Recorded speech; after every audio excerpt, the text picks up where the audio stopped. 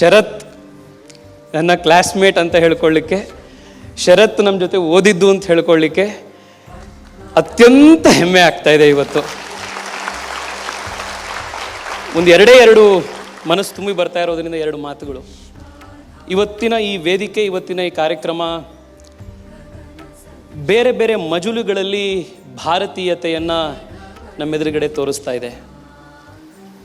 ರಾಮಾಯಣ ಮಹಾಭಾರತಗಳ ಶಕ್ತಿ ಅಂತಂದರೆ ಎಷ್ಟು ಸಾರಿ ಅದನ್ನು ನೋಡಿದ್ರು, ಕೇಳಿದ್ರು, ಓದಿದ್ರು ಕೂಡ ಪ್ರತಿ ಬಾರಿಯೂ ಹೊಸತಂತೆ ಕಾಣುವಂಥದ್ದು ರಾಮಾಯಣ ಮಹಾಭಾರತಗಳ ಶಕ್ತಿ. ನಾನು ನೋಡ್ತಾ ಇದ್ದೆ, ಮಂತ್ರ ಮುಗ್ಧ ಅನ್ನುವಂಥ ಪದಕ್ಕೆ ಅರ್ಥ ಎಲ್ಲಿ ಅಂತಂದ್ರೆ ಈ ಆಡಿಯನ್ಸು ನೋಡಬೇಕಿತ್ತು. ಆ ರೀತಿ ಎಲ್ಲರೂ ಕೂತಿದ್ರು. ಅಂಥ ಒಂದು ಪ್ರದರ್ಶನವನ್ನು ಇವತ್ತು ಕೊಟ್ಟಿದ್ದಾರೆ, ಇವತ್ತಿನ ತಲೆಮಾರಿಗೆ ಬೇಕಾಗುವಂತೆ. ಕರ್ನಾಟಕ ರಾಜ್ಯ ಸರ್ಕಾರ ಈ ವರ್ಷ ಅದನ್ನು ಗುರುತಿಸಿ ನಮ್ಮ ಹೆಮ್ಮೆಯ ಪ್ರತೀಕವಾಗಿ, ರಾಜ್ಯದ ನಾಡಿನ ಹೆಮ್ಮೆಯ ಪ್ರತೀಕವಾಗಿ ಅವರಿಗೆ ರಾಜ್ಯೋತ್ಸವ ಪ್ರಶಸ್ತಿಯನ್ನು ಈ ವರ್ಷ ಕೊಟ್ಟಿರುವಂಥದ್ದಿದೆ.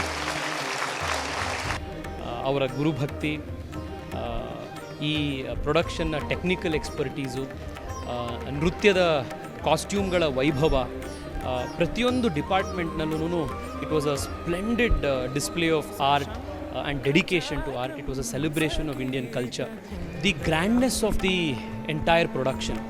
ನಾವು 100 ಕೋಟಿ ಫಿಲಮಲ್ಲಿ ಹೀರೋ ಎಂಟ್ರಿ ಆಗೋದನ್ನು ಹೇಗೆ ಅಂತ ನಾವು ಎದ್ದು ನೋಡಿ ಕಾಯ್ತಾ ಇರ್ತೀವಿ. ಇದರಲ್ಲಿ ಆ ಘಟೋತ್ಕಜನ ಎಂಟ್ರಿ, ಕೃಷ್ಣನ ನೃತ್ಯ, ಶರತ್ ಆ ಕೃಷ್ಣನ ವೇಷ ಹಾಕಿದಾಗ ಎಷ್ಟು ಚೆನ್ನಾಗಿ ಸ್ಫುರದ್ರೂಪಿಯಾಗಿದ್ದಾನೆ ಕೃಷ್ಣ ಅಂತ ಅನಿಸಿದ್ದು. ಮತ್ತು ಎಲ್ಲದರ ಜೊತೆಗೆ ಈ ಎಲ್ಲ ಟೆಕ್ನಿಕಲ್ಲು ಮತ್ತು ಈ ನೃತ್ಯಕ್ಕೆ ಸಂಬಂಧಪಟ್ಟಂಥ ರೀತಿಗಳ ಜೊತೆಗೆ ಈ ಧರ್ಮದ ಸಂದೇಶ ಇದರಲ್ಲಿ ಪ್ರತಿ ಹಂತದಲ್ಲೂ ಕೂಡ ಅಚ್ಚಳಿಯಾದಾಗೆ ಉಳಿದಿದೆ. ಕಡೆಯಲ್ಲೂ ಕೂಡ ಧರ್ಮದ ಉತ್ಥಾನಕ್ಕೋಸ್ಕರ, ಧರ್ಮದ ಏಳಿಗೆಗೋಸ್ಕರ ಹೇಗೆ ಜೀವಿಸಬೇಕು ಅನ್ನುವಂಥದ್ದೇ ಮೂಲ ಸಂದೇಶನ ಕಾಪಿಟ್ಕೊಂಡಿರುವಂಥದ್ದು ಈ ಇಡೀ ಪ್ರೊಡಕ್ಷನ್ನ ಶ್ರೇಷ್ಠತೆ. Again best wishes to Sharath and Bharat.